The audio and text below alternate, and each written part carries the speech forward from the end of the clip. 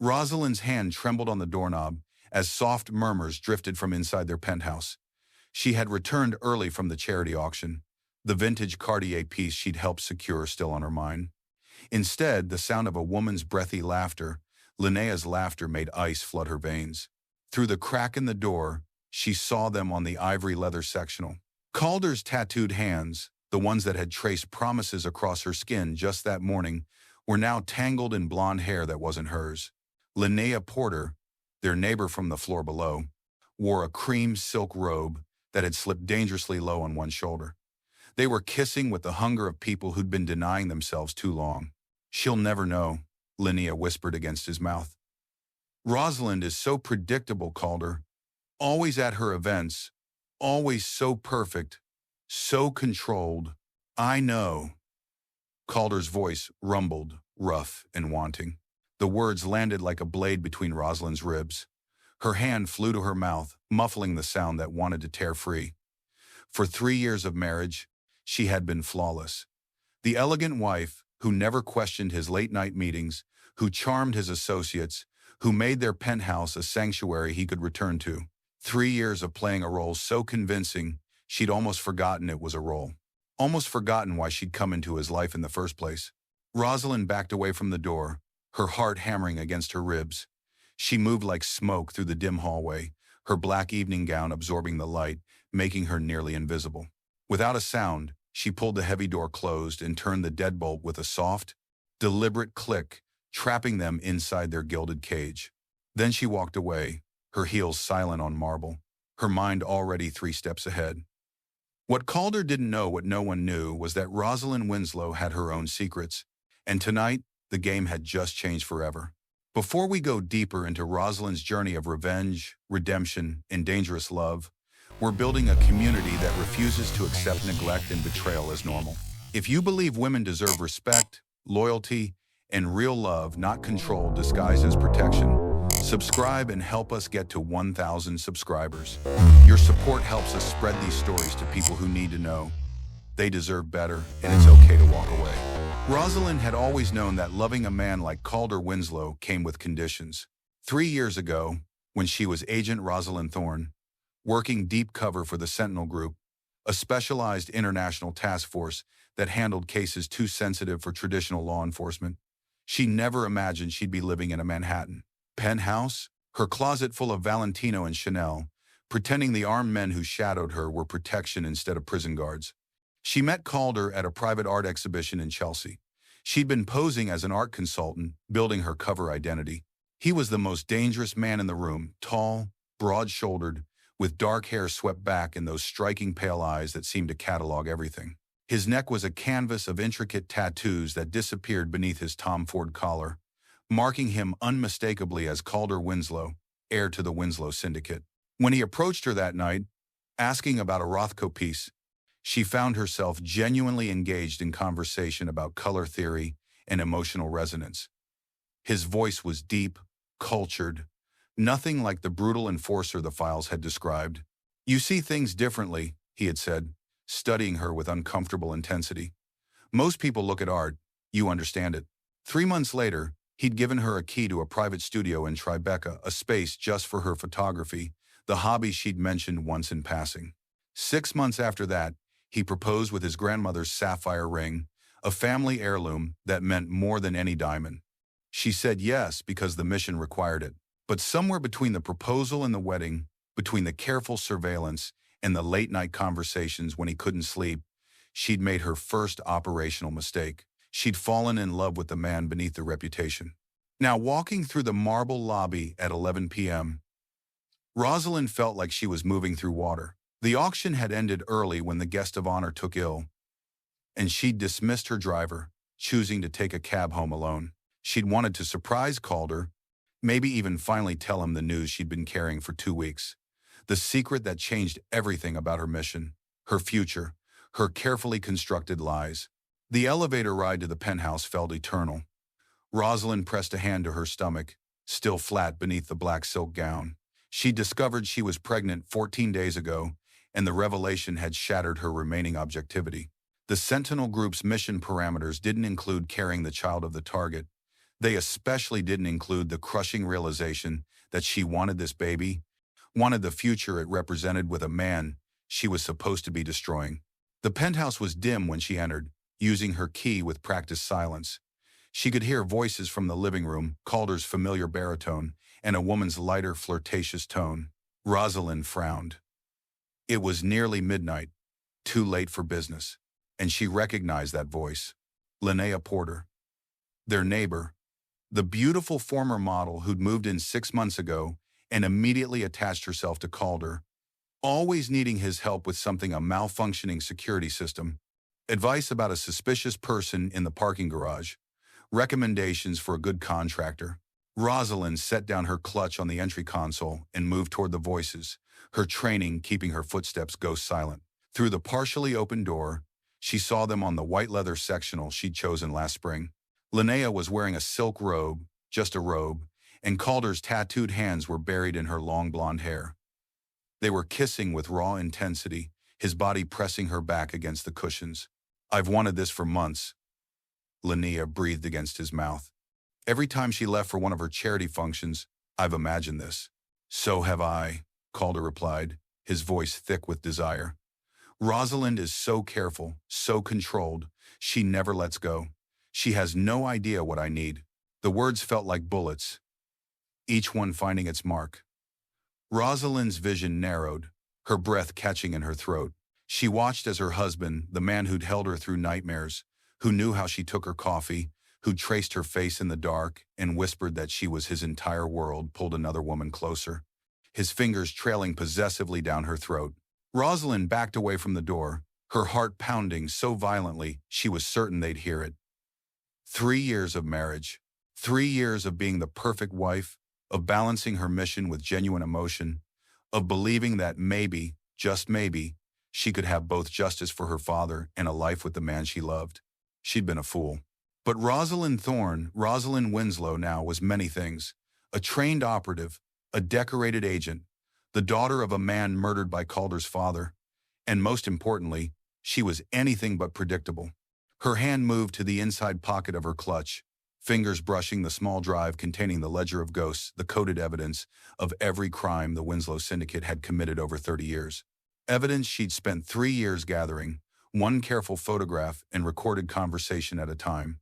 Evidence that could destroy everything Calder had built. Evidence she'd been planning to destroy herself, to give them both a chance at something real. That plan died the moment Linnea called her predictable. Rosalind walked back to the penthouse door with deliberate calm. She pulled it closed with barely a whisper of sound, then turned the deadbolt. The soft click of the lock engaging felt like a gunshot in the quiet hallway. She didn't look back. By the time Calder realized what had happened, she'd be 3 steps ahead. By the time his security team mobilized, she'd have activated protocols that would make her a ghost. What Calder didn't know what he was about to discover was that his predictable, controlled wife was the daughter of the witness his father had executed. That she was a deep-cover operative for an organization that made the FBI look like amateurs. That she'd been gathering evidence to destroy him since their first conversation about Rothko. And most dangerous of all, that a woman with nothing left to lose is the most unpredictable force in the world. The game had just changed, and this time, Rosalind was rewriting all the rules. Calder heard the deadbolt slide home from across the penthouse. The sound was soft, almost gentle, but it cut through the haze of his mistake like a gunshot. He pulled away from Linnea so fast she stumbled backward into the cushions, her robe falling completely open. He didn't even look at her as he moved toward the foyer, his body already knowing what his mind refused to accept. The front door was locked from the outside. Impossible. Only 2 people had keys that could engage that particular deadbolt from the hallway, him and Rosalyn. "Rosalyn," he whispered, his hand flat against the cold steel. The auction. She'd gone to the charity auction. It wasn't supposed to end until he checked his Patek Philippe. 11:47. His blood turned to ice. "Calder, what's wrong?" Linnea appeared behind him, retying her robe with trembling fingers. "Why did you stop?" "I thought, get out." His voice was barely audible, more dangerous for its quietness. "What?" "I said get out." He turned to face her, and whatever she saw in his eyes made her scramble for her shoes. He unlocked the interior bolt and shoved the door open. She ran without another word, barefoot, her heels clutched to her chest. The moment she was gone, Calder moved through the penthouse like a man possessed.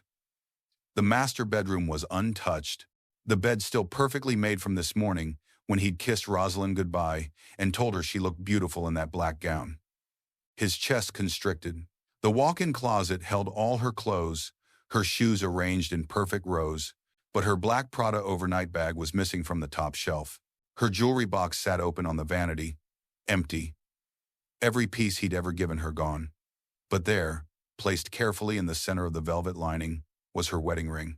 The sapphire caught the light, mocking him. Next to it sat a folded note in her precise handwriting. Predictable.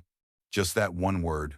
It gutted him. Calder's hands shook as he reached for the hidden safe behind the Monet in his study. He spun the combination, their wedding date, God help him, and yanked the door open. His passport, bearer bonds, emergency cash.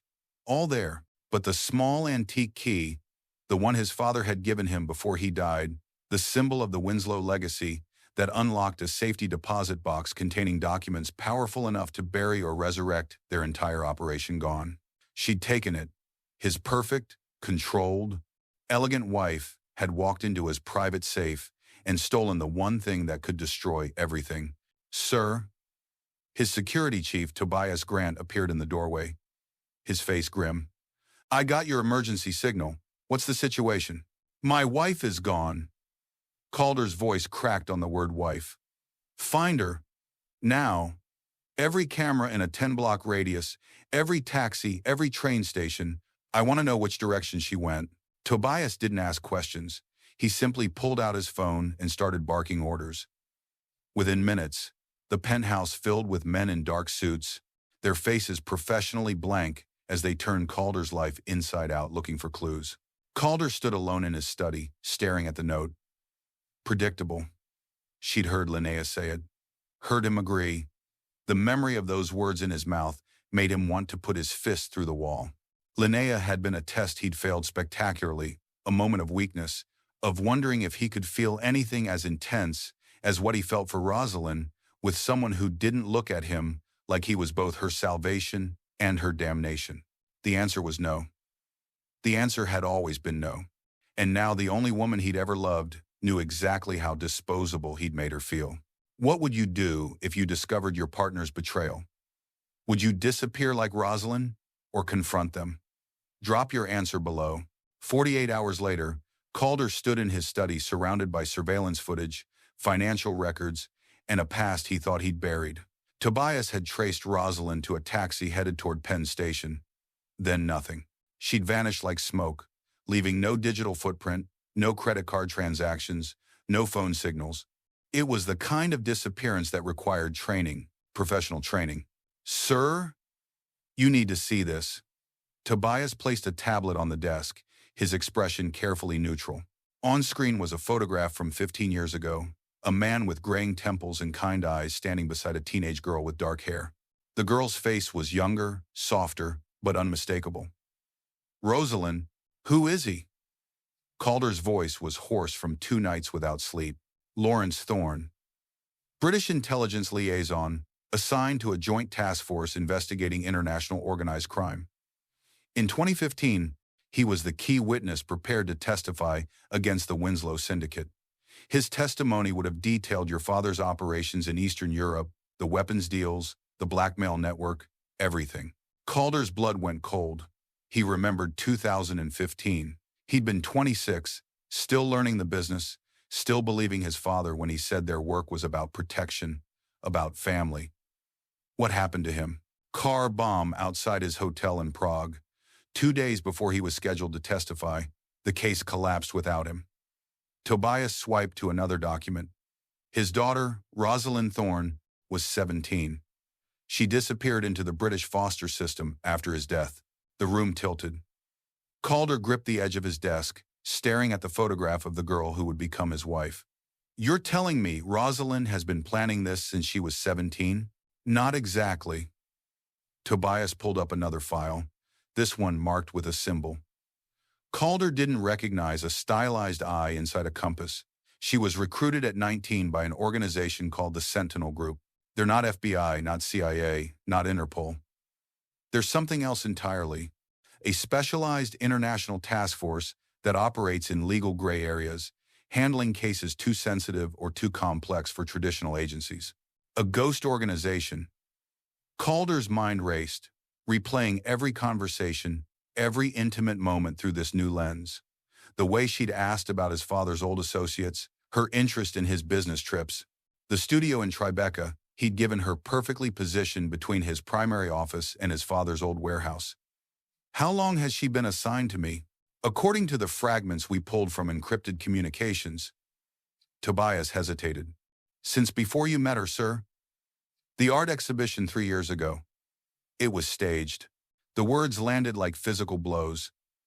Their first conversation about Rothko, her paint-stained fingers that he'd found so charming, the way she'd looked at him with those dark eyes and made him feel like something other than his father's son. All of it calculated, all of it a lie. The key, Calder whispered. She took my father's key. What does she think is in that deposit box? Evidence, probably. Your father's records. Proof of the operations that got her father killed. Tobias straightened. Sir, if the Sentinel Group has been running a 10-year operation against your family, that key is the endgame. Whatever's in that box could bury us all. Calder stared at the photograph of teenage Rosalyn standing beside her doomed father, and something twisted in his chest that felt like grief and rage and terrible understanding all at once. She hadn't fallen in love with him. She'd never loved him. Every whispered promise, every morning she'd traced his tattoos and told him he was more than his name, lies built on the grave of her father and his revenge. Find her, he said quietly. And Tobias, when you do bring her to me alive, I don't care what the Sentinel Group wants or what she's planning. She's still my wife. Even if their entire marriage had been the longest con he'd ever seen. Subscribe now to discover if Calder can find Rosalyn before she destroys everything, or if her mission was doomed the moment she made her first mistake, falling for the target. The safe house was a third-floor walk-up in Red Hook, wedged between a bodega and an abandoned textile warehouse. Rosalyn sat cross-legged on the bare mattress, the ledger of ghosts open on her lap, a small, leather-bound journal that looked ancient but had been meticulously maintained for 30 years. Her father's handwriting filled the early pages, documenting weapons shipments, offshore accounts, and names of officials on the Winslow payroll. Her own entries began on page 47, written in the same careful script, continuing the work he'd died for. 3 years of surveillance, 3 years of photographing documents when Calder was in the shower, of memorizing conversations during late-night dinners with his associates, of turning their home into her primary intelligence source. Every crime, every transaction, every thread that could unravel the Winslow empire captured in coded shorthand only Sentinel Group analysts could fully decrypt. She should have extracted it years ago. The moment she had enough evidence to prosecute, the moment she'd secured the old man's key and could access the deposit box her handler insisted would contain the final proof they needed. But she hadn't. Because somewhere between the mission briefings and the wedding vows, between pretending to love Calder Winslow and actually waking up beside him, she'd committed the unforgivable sin of deep cover work. She'd fallen in love with the target. Rosalind pressed a hand to her stomach, still flat but carrying the weight of her greatest operational failure. 14 weeks pregnant with the child of the man she was supposed to destroy. The baby hadn't been part of any plan. Calder had always been so careful, so insistent that his world wasn't safe for children. But one night 3 months ago, after he'd received news that his father's old partner had been killed in a prison riot, he'd come home shattered. She'd held him while he cried, this dangerous man with his neck tattoos and his legacy of violence, sobbing like a lost boy in her arms. That night, something had broken between them. Or maybe it had finally, terribly, become real. I never wanted this life, he'd whispered against her throat. I never wanted to be him. She should have used that vulnerability. Should have pressed him for information, for access, for the final pieces of evidence. Instead, she'd kissed him and told him he wasn't his father, that he could be whoever he chose to be. And when he'd made love to her with desperate tenderness, neither of them had stopped to think about the consequences. Now the consequence was a heartbeat beneath her palm, and a choice that should have been simple but felt impossible. Her encrypted phone lit up on the windowsill, vibrating once. Rosalind's blood froze. Only 3 people had this number: her Sentinel Group handler, the backup handler, and the emergency extraction coordinator. The message was from none of them. Unknown sender. Bounced through 7 proxy servers. "We know where you are, Agent."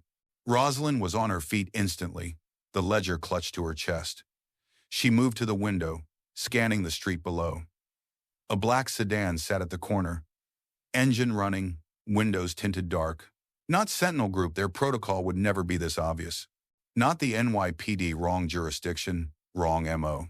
Calder. Her phone buzzed again. The coffee shop across the street. 2 minutes. Come alone, or I'll assume you want this to get messy. She looked down at the ledger in her hands, at the evidence that could destroy him and his entire family legacy. At the key in her pocket that would unlock the final secrets. At the life growing inside her that connected them in a way no mission parameters had ever anticipated. Do you think Rosalind should meet Calder or run before he finds her? Comment your choice below. The coffee shop smelled like burnt espresso and old grease. Calder sat in the back corner booth, his suit jacket open, showing the shoulder holster he wasn't bothering to hide. When Rosalind walked in, the ledger tucked under her arm, his eyes tracked her movement like a predator watching prey. She slid into the seat across from him, placing the journal between them like a barrier. "How did you find me?" "You used the Metro card I gave you for emergencies." His voice was raw, exhausted. "I've had it flagged since our second date. Just in case." "In case of what?" "In case your wife turned out to be a spy." The words came out sharper than she intended. "In case someone tried to take you from me." He leaned forward, and she saw the shadows under his eyes, the stubble darkening his jaw. "I know who you are, Rosalind. I know about your father. About the Sentinel Group. About all of it." She laughed, bitter and broken. "Then you know I was supposed to hate you. I was 17 when your father murdered mine. 17. I spent 10 years training, planning, getting close to you so I could destroy everything he built. Everything you inherited." Her voice cracked. "I was supposed to hate you, Calder. That was the entire point. But you don't." It wasn't a question. "No," she whispered. "God help me, I don't." Calder reached across the table, his tattooed hand stopping just short of hers. Linnea was a test. A stupid, unforgivable test. "My security chief suspected you were hiding something, that you were too perfect, too careful. So he arranged for her to come over, to push me, to see if I'd break." His jaw tightened. "I failed. I let my paranoia convince me that if I could feel something for anyone else, it would prove you weren't really in my head. Prove that what we had wasn't real." "It wasn't real," Rosalind said, but the words felt like lies. "It was the realest thing I've ever had." Calder's voice dropped to barely a whisper. "And here's the part you don't know.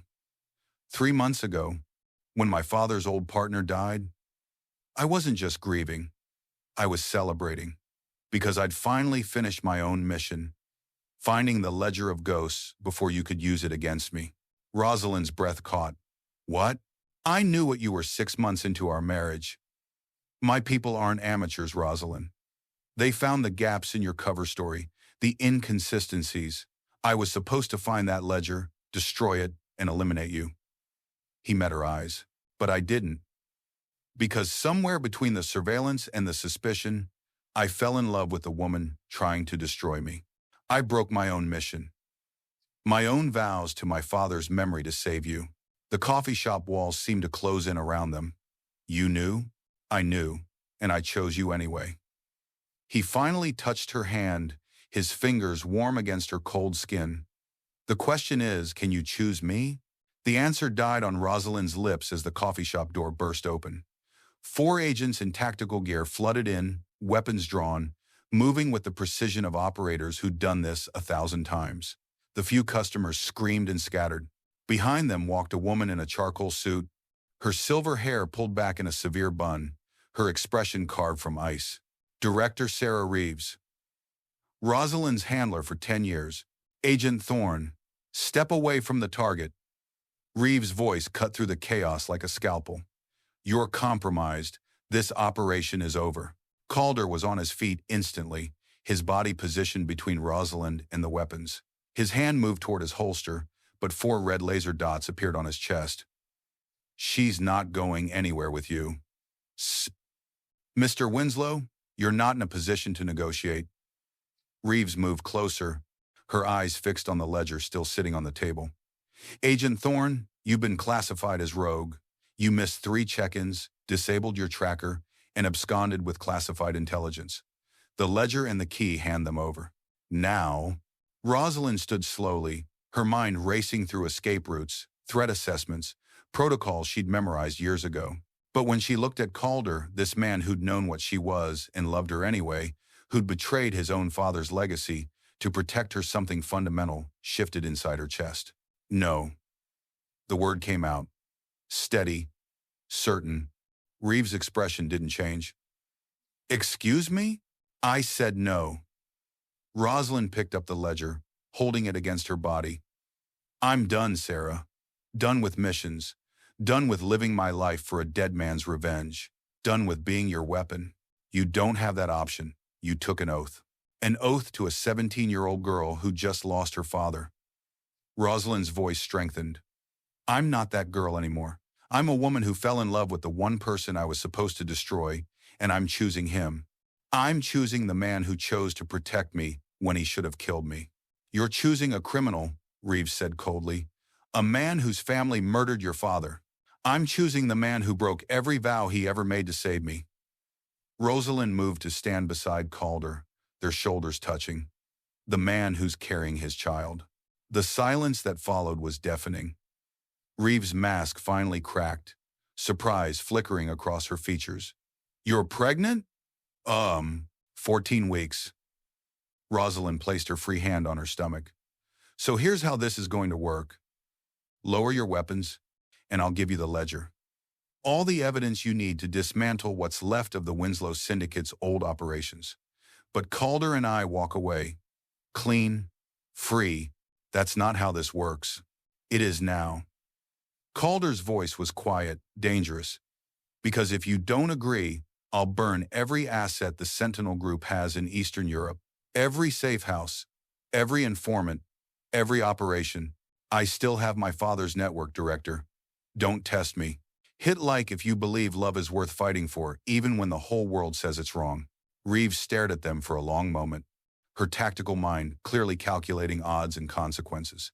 Finally, she lowered her hand. The red dots disappeared from Calder's chest.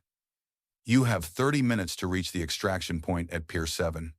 After that, I can't guarantee your safety from either my people or yours, Mr. Winslow. They ran. Calder's black Mercedes was parked 2 blocks away, and he drove like a man possessed, weaving through Brooklyn traffic while Rosalind watched the side mirrors for pursuit. Her phone buzzed continuously. Tobias, Calder's security chief, trying to reach him. The Winslow Syndicate would have noticed his absence by now, would be scrambling to understand why their heir apparent had gone dark. They'll never let you go, Rosalind said quietly as they crossed the Brooklyn Bridge. Your people, once you're in for life. That's how this works. I know. Calder's knuckles were white on the steering wheel. My father used to say the family was a prison made of loyalty and blood. You don't escape it, you die in it. Then we'll die trying. She placed her hand over his. Because I won't raise our child in that prison, Calder. I won't watch our son or daughter learn to lie before they can walk, to recognize a weapon before they can read.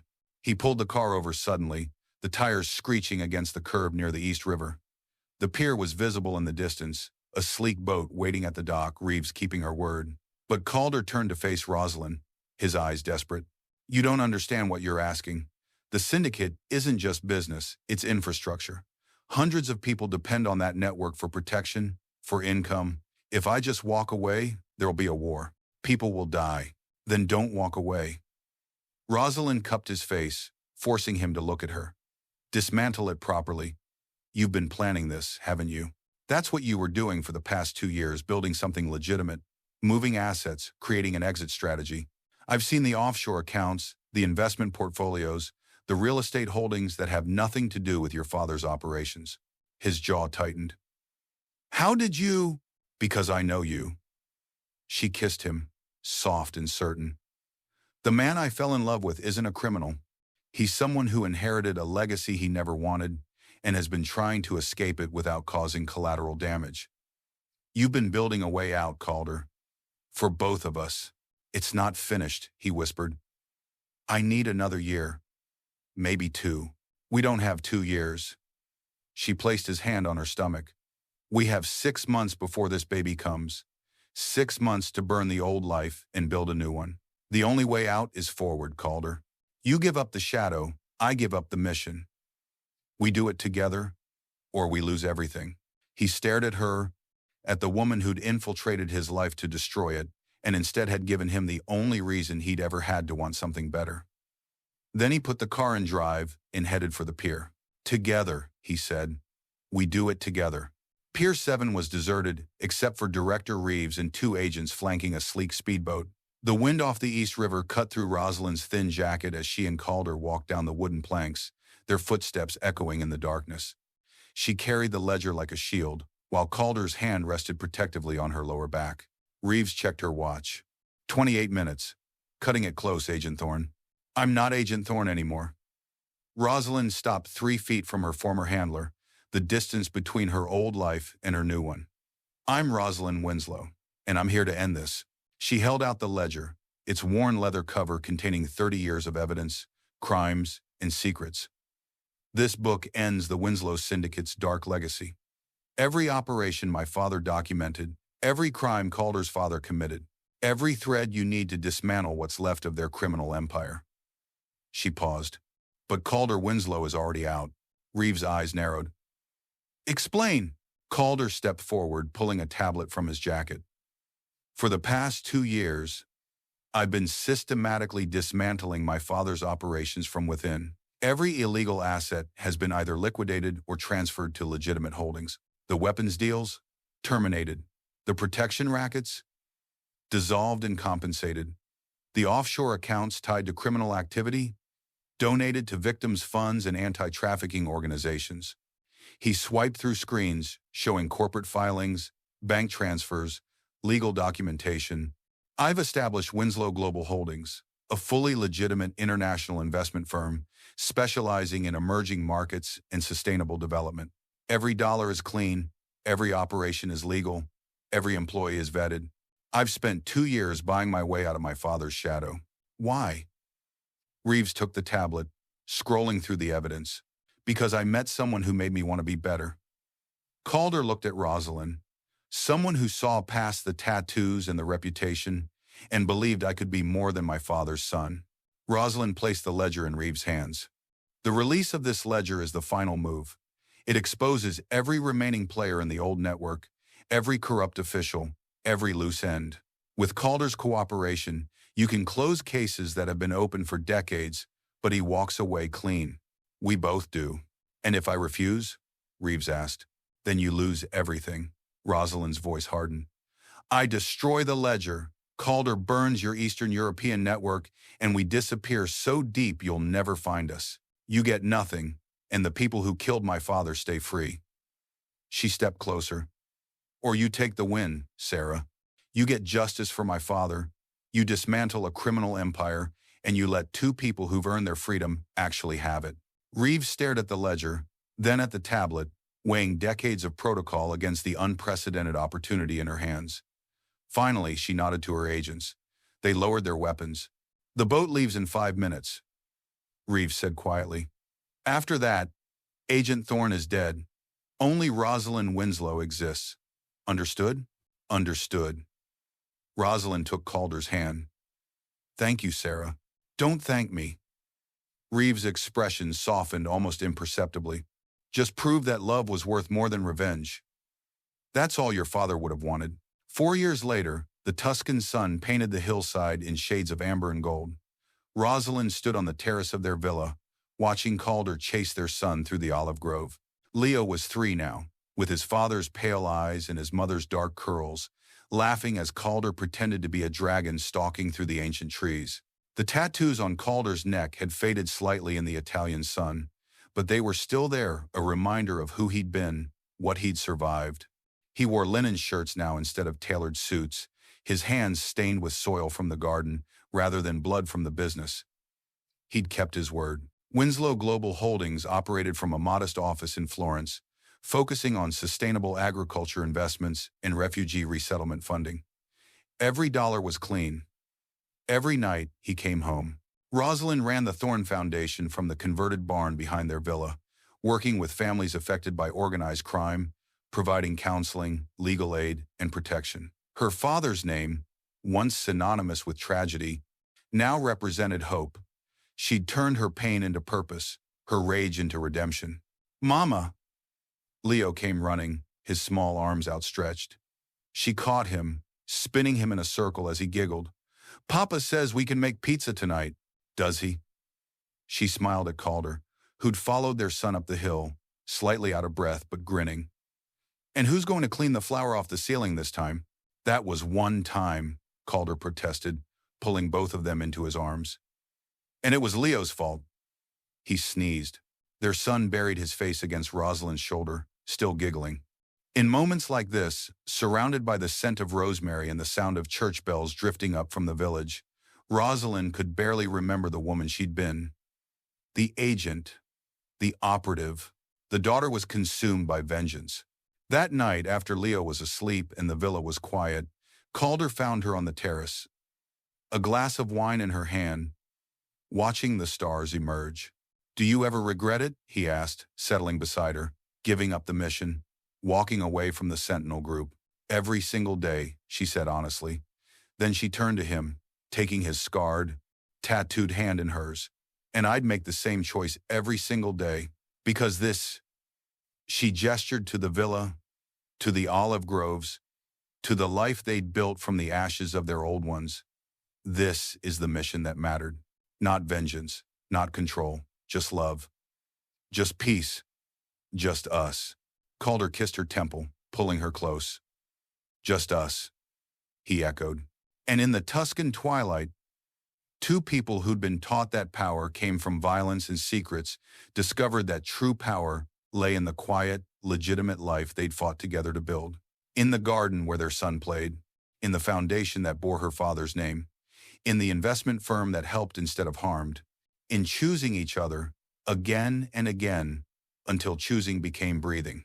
If you believe everyone deserves a second chance, that love can redeem even the most broken people, hit subscribe. Comment love over vengeance if you're standing with Rosalind and Calder, not with the people like Linnea who tried to destroy them. Only those who side with betrayal and manipulation won't engage. Thank you for following Rosalind and Calder's journey from betrayal to redemption. Their story proves that the most powerful transformations happen when we choose love over revenge and peace over power.